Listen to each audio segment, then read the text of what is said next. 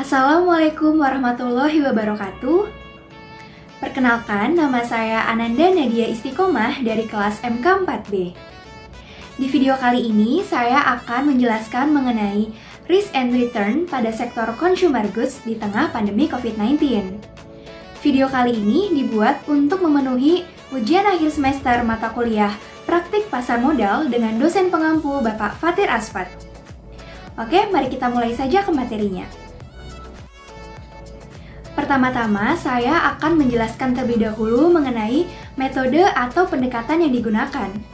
Jadi, saya menggunakan pendekatan top-down analysis, di mana pendekatan ini investor melihat kondisi ekonomi negara secara makro dan mikro terlebih dahulu, kemudian mengerucut kepada analisa sektor atau industri, yang pada akhirnya bermuara pada analisa perusahaan. Oke, yang pertama kita akan membahas mengenai analisa makroekonomi. Sejak awal tahun 2020, berita mengenai pandemi COVID-19 telah tersebar luas di berbagai penjuru dunia. Begitupun dengan negara Indonesia. Pandemi COVID-19 ini memukul perekonomian negara Indonesia, di mana pemerintah mencatatkan pertumbuhan ekonomi Indonesia pada kuartal pertama tahun 2020 hanya sebesar 2,97%. Angka ini menjadi yang terendah sejak tahun 2001. Tetapi, adanya peningkatan industri barang kimia dan obat-obatan untuk diekspor ke luar negeri dapat menyelamatkan pertumbuhan ekonomi Indonesia. Dikarenakan wabah ini mendorong permintaan industri kimia, farmasi, dan obat-obatan yang masih dapat tumbuh sebesar 5,59%, sehingga hal ini memberikan sentimen positif terhadap sektor consumer goods. Tidak hanya berdampak pada pertumbuhan ekonomi Indonesia saja, tetapi pendapatan negara Indonesia hingga Mei 2020 juga mengalami penurunan, di mana realisasi pendapatan negara tercatat hingga Mei 2020 sebesar 664,13 triliun. Angka ini lebih rendah 9,02% dibandingkan tahun lalu yang sebesar 730,14 triliun. Pandemi COVID-19 juga berdampak pada tingkat inflasi di Indonesia. BPS mengumumkan pada April 2020 terjadi inflasi sebesar 0,08%, dengan indeks harga konsumen sebesar 104,80. Inflasi ini lebih rendah dari tahun sebelumnya yang sebesar 0,44%. Pergerakan inflasi yang melambat ini turut dipengaruhi oleh rendahnya konsumsi masyarakat di Indonesia terhadap pandemi COVID-19, sehingga berimplikasi pada pertumbuhan ekonomi Indonesia yang mengalami perlambatan pula. Pandemi COVID-19 juga berdampak pada pasar modal di Indonesia, di mana IHSG turun secara drastis pada 2 minggu awal kemunculan virus corona di Indonesia. IHSG pada Maret 2020 sempat terjungkal ke posisi 4.947 atau turun sebesar 204 poin dengan persentase penurunan sebesar 4%. Namun, bukan hanya IHSG saja yang terjun bebas, tetapi indeks saham negara-negara lain juga mengalami penurunan. Seperti halnya yang terjadi pada indeks Nikkei Jepang yang turun sebesar 5,17%, kemudian indeks Hang Seng di Hong Kong yang juga menurun sebesar 3,62%. Sehingga saya merekomendasikan untuk berinvestasi pada sektor consumer goods karena sektor ini mencatatkan penurunan terendah dibandingkan sektor lainnya selama tahun berjalan, yaitu hanya sebesar 19,17%. Saham consumer goods juga menunjukkan kinerja indeks yang relatif baik dibandingkan indeks acuannya, yaitu IHSG dan LQ45. Oke, selanjutnya kita akan membahas mengenai analisa industri. Jika dilihat dari 9 indeks saham sektoral di Bursa Efek Indonesia, sektor yang masih mampu mencatatkan penguatan sejak pertama kali COVID-19 diumumkan di Indonesia adalah sektor consumer goods. Berdasarkan data Bursa Efek Indonesia, kinerja sektor consumer goods hanya turun sebesar 19,17% sepanjang kuartal pertama tahun 2020. Penurunan itu merupakan yang paling tipis dibandingkan sektor lainnya. Di posisi kedua ada sektor perdagangan, jasa, dan investasi yang terkoreksi sebesar 21,77%, kemudian sektor pertambangan 23,54%, sektor finansial 26,94%, dan sektor infrastruktur sebesar 29,20%. Adanya pandemi dan imbauan untuk berkegiatan dari rumah menyebabkan konsumsi barang masyarakat di Indonesia menjadi meningkat. Sehingga hal ini yang menjadi salah satu sentimen positif yang menyokong kinerja sektor consumer goods untuk terus meningkat ataupun bertahan. Kenaikan juga terjadi pada saham subsektor farmasi, di mana dua saham dari sektor farmasi mencatatkan apresiasi lebih tinggi dibandingkan IHSG. Di antaranya saham KLBF yang mencatatkan kenaikan sebesar 1,23%, kemudian saham emiten jamu yakni Sido Muncul juga mengalami kenaikan sebesar 0,81%. Sehingga hal ini mengakibatkan kenaikan harga pada saham subsektor farmasi dan kenaikan harga saham emiten farmasi ini dinilai sangat berhubungan dengan sektor kesehatan yang memang sedang menjadi fokus masyarakat akibat dari penyebaran virus corona. Jika dilihat dalam kurun waktu 1 bulan dari bulan Maret 2020 hingga April 2020, indeks sektor consumer goods dapat tumbuh sebesar 9,78%. Dalam situasi pandemi seperti saat ini, yang dibutuhkan oleh masyarakat luas adalah kebutuhan-kebutuhan dasar atau primer. Dan perusahaan yang bergerak di bidang usaha terkait kebutuhan dasarlah yang paling bisa survive. Sehingga hal ini juga memberikan sentimen positif pada sektor consumer goods dengan subsektor keperluan rumah tangga seperti pada saham Unilever. Dari segi industri pengolahan tembakau yang mengalami perlambatan sebesar 3,36% di tahun 2019 dibandingkan pada tahun 2018 yang sebesar 3,52%. Namun hingga saat ini, permintaan masyarakat terhadap produk tembakau masih dikatakan cukup tinggi karena kecanduan seseorang untuk merokok sulit untuk diberhentikan. Sehingga diyakinkan bahwa saham HMSP ini akan tetap tinggi dan menjanjikan bagi investor. Karena yang paling penting dan yang paling utama adalah permintaan masyarakat akan produk rokok tidak pernah berhenti. Sehingga hal ini akan berdampak pada harga saham HMSP yang diyakinkan akan terus meningkat setiap tahunnya. Oke, selanjutnya kita masuk pada analisis perusahaan. Yang pertama, ada PT Industri Jamu dan Farmasi Sido Muncul Tbk. Perusahaan ini adalah perusahaan jamu tradisional yang bergerak di subsektor farmasi dan didirikan pada tanggal 18 Maret 1975. Kegiatan utama Sido Muncul adalah produksi dan distribusi jamu herbal, minuman energi, serta minuman kesehatan dengan merek utama yang terkenal adalah Sido Muncul, Tolak Angin, dan Kuku Bima. Pada tanggal 18 Desember 2013, Sido melakukan go public dengan nilai nominal 100 per saham dengan harga penawaran sebesar 580 per lembar sahamnya. Mari kita analisis dari segi laporan keuangan. Dari laporan keuangan saham Sido, rasio rentabilitas menunjukkan EPS, ROA, ROE, dan NPM terus mengalami peningkatan setiap tahunnya. Sedangkan rasio solvabilitas dari PER dan DER menunjukkan angka yang rendah, utamanya pada DER yang menunjukkan angka di bawah 1, yang artinya berdasarkan penilaian dari rasio keuangan, Sido memiliki finansial yang baik dan sehat. Selain itu, Sido juga memiliki scoring sebesar 3,57, maka dapat disimpulkan bahwa Sido layak untuk diinvestasikan dan mengingat pada kondisi saat ini di tengah wabah virus corona, banyak masyarakat yang membutuhkan jamu tradisional untuk meningkatkan daya tahan tubuhnya. Kemudian kita akan melakukan analisis common size. Pada laporan common size di atas, tampak bahwa Sido memiliki peningkatan laba kotor dari 51,55% di tahun 2018 menjadi 54,79% di tahun 2019. Tetapi, di tahun 2019 ini, Sido lebih mampu untuk menekan kenaikan total beban usaha dibandingkan tahun 2018. Sehingga, terdapat kenaikan laba operasi di tahun 2019 sebesar 33,39%. Pada laba komprehensif tahun berjalan, tampak bahwa Sido memiliki peningkatan laba dari 23,91% di tahun 2018 menjadi 26,15% di tahun 2019. Sehingga kinerja keuangan pada industri jamu dan farmasi Sido Muncul Tbk memiliki kinerja keuangan yang baik dan mampu meminimalkan beban usaha. Hal ini tercermin dari peningkatan laba bersih di tahun 2019. Kemudian yang kedua ada PT Unilever Indonesia Tbk.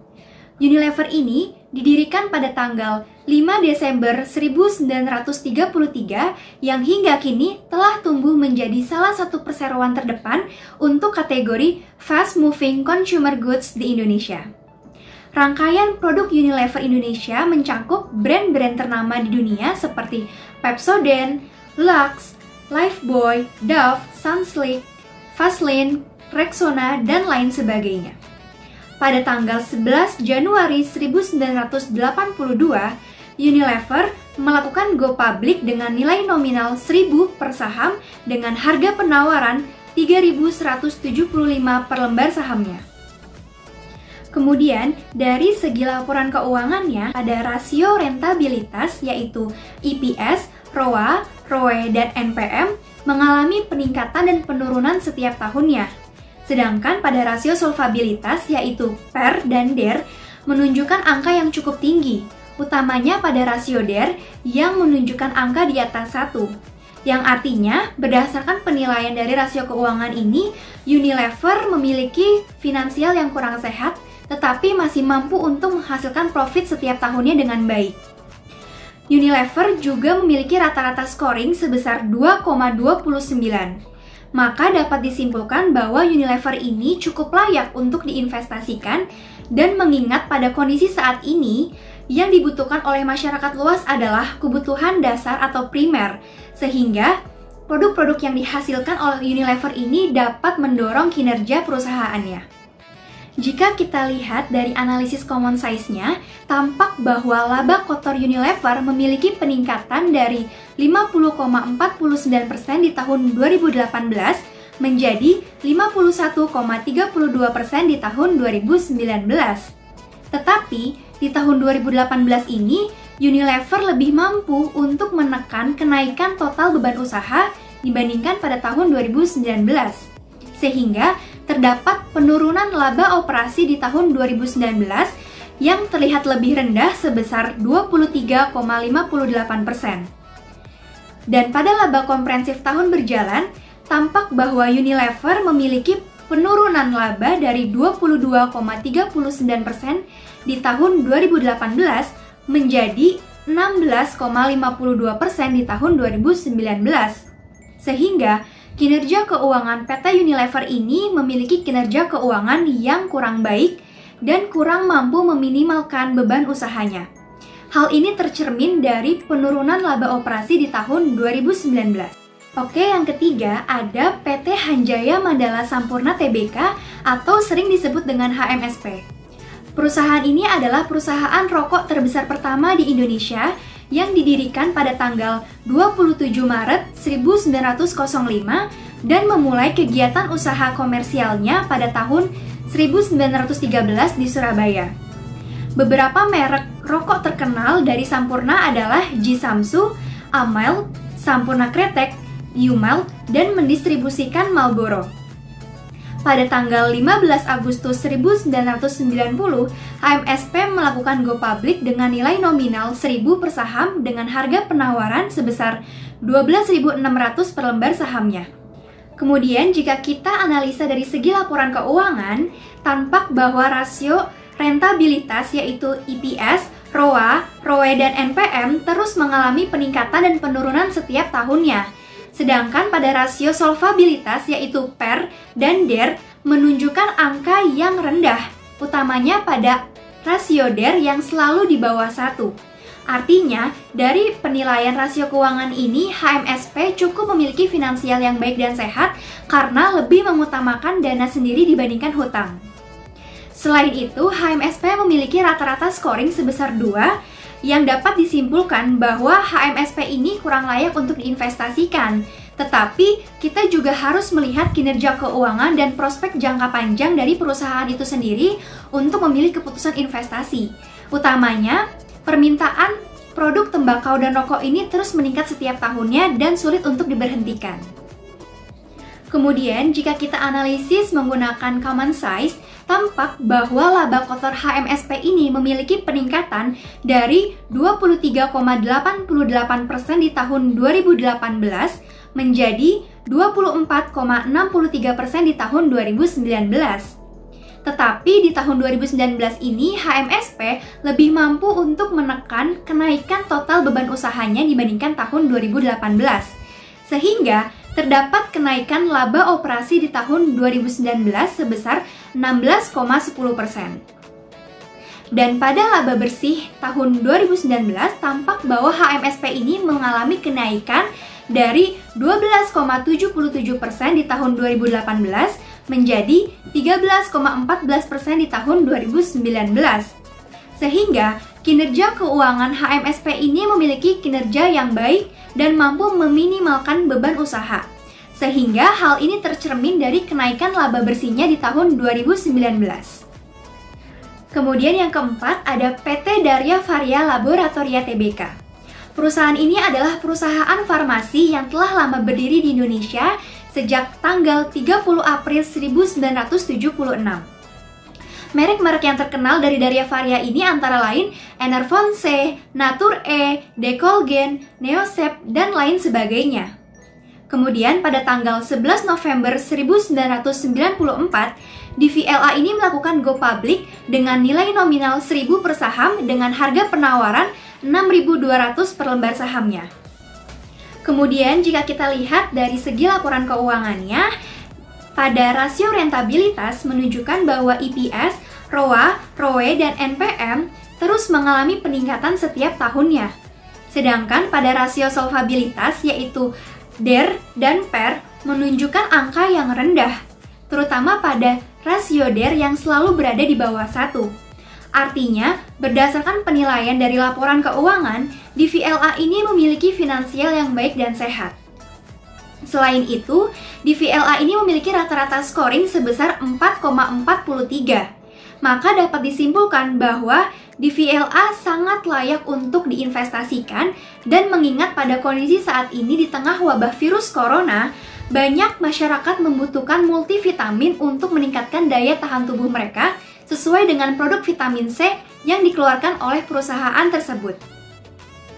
Lalu dari analisis common size-nya, tampak bahwa laba kotor DVLA ini memiliki penurunan dari 54,55% di tahun 2018 menjadi 53,69% di tahun 2019.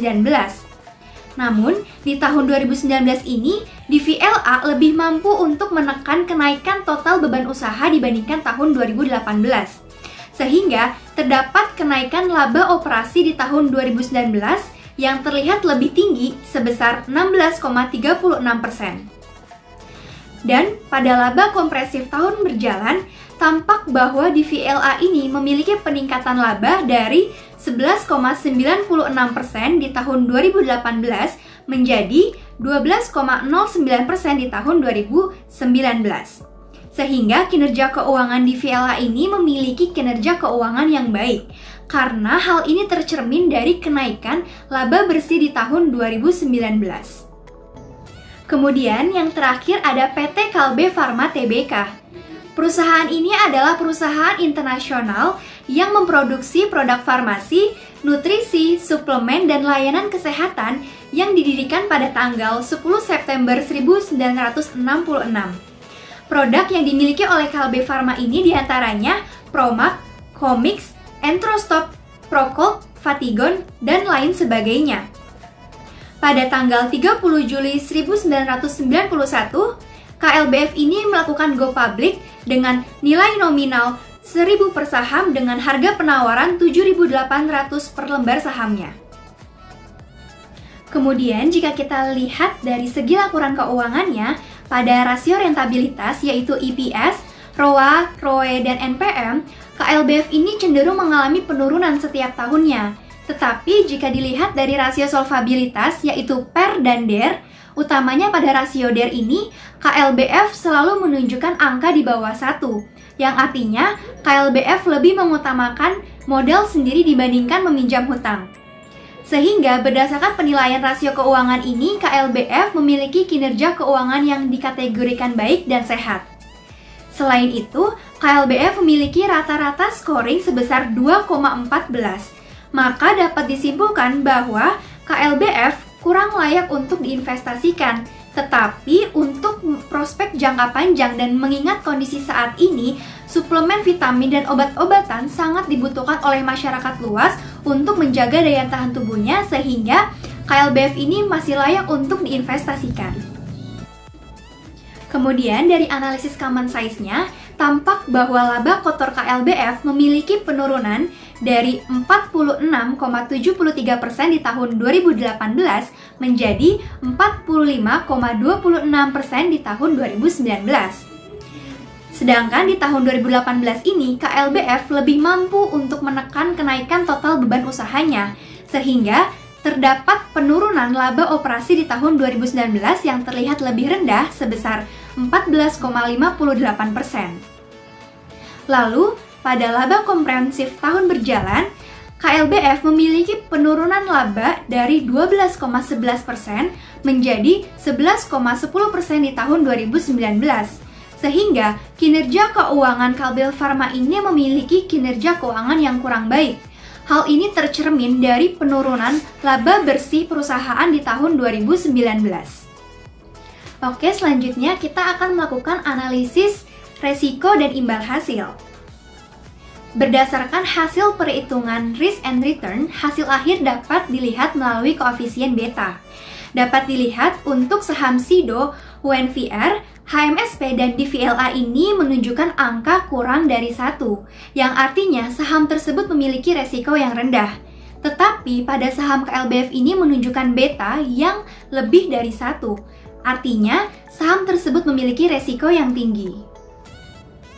Kemudian untuk melakukan valuasi saham, saya menggunakan metode CAPM untuk menghitung rate of return dan menggunakan metode dividend discounted model untuk menghitung valuasi saham. Nah, berdasarkan hasil valuasi portofolio efisien ini, untuk saham SIDO, UNVR, dan HMSP merupakan saham yang efisien. Saham yang efisien merupakan saham yang memiliki risiko yang rendah tetapi dapat memberikan return yang lebih tinggi daripada expected return yang telah diperhitungkan. Untuk harga UNVR dan HMSP ini setelah dievaluasi menunjukkan nilai pasar yang lebih rendah dibandingkan nilai intrinsiknya, sehingga dapat disimpulkan bahwa saham tersebut adalah undervalue. Tetapi untuk saham SIDO menunjukkan nilai pasar yang lebih tinggi daripada nilai intrinsiknya, sehingga saham ini merupakan saham overvalue. Kemudian berdasarkan hasil valuasi portofolio efisien, untuk saham DVLA menunjukkan saham yang efisien, tetapi pada saham KLBF ini menunjukkan saham yang tidak efisien. Kemudian untuk harga sahamnya, setelah divaluasi, DVLA dan KLBF ini memiliki nilai pasar yang lebih tinggi dibandingkan nilai intrinsiknya, sehingga kedua saham tersebut dikategorikan sebagai saham overvalue. Kemudian kita akan membahas mengenai portofolio optimal. Portofolio optimal ini adalah kumpulan dari portofolio efisien, sehingga investor akan memilih portofolio efisien dari sejumlah saham. Nah, dengan menggunakan data dan perhitungan di atas, diperoleh hasil akhir dari kelima saham tersebut. Untuk saham SIDO, UNVR, HMSP, dan DVLA menunjukkan hasil akhir yang optimal.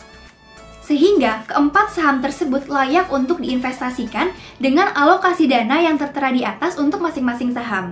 Tetapi untuk saham KLBF ini menunjukkan hasil akhir yang tidak optimal, sehingga tidak perlu dimasukkan ke dalam alokasi dana. Hal ini menunjukkan bahwa KLBF ini kurang layak untuk diinvestasikan.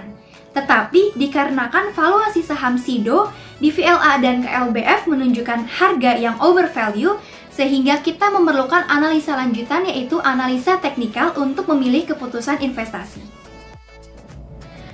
Nah, yang pertama ini kita akan melakukan analisa teknikal untuk saham SIDO. Saya menggunakan data pada tanggal 30 Juni 2020. Nah, dapat dilihat pada tren yang sedang terjadi sejak April 2020 adalah tren sideways. Sedangkan untuk harganya mengalami penurunan, tetapi volume perdagangan ini naik, sehingga indikasi di esokan harinya menunjukkan sinyal bearish. Nah, untuk indikator stokastik masih berada di area 20% hingga 80%, sehingga investor dapat wait and see terlebih dahulu.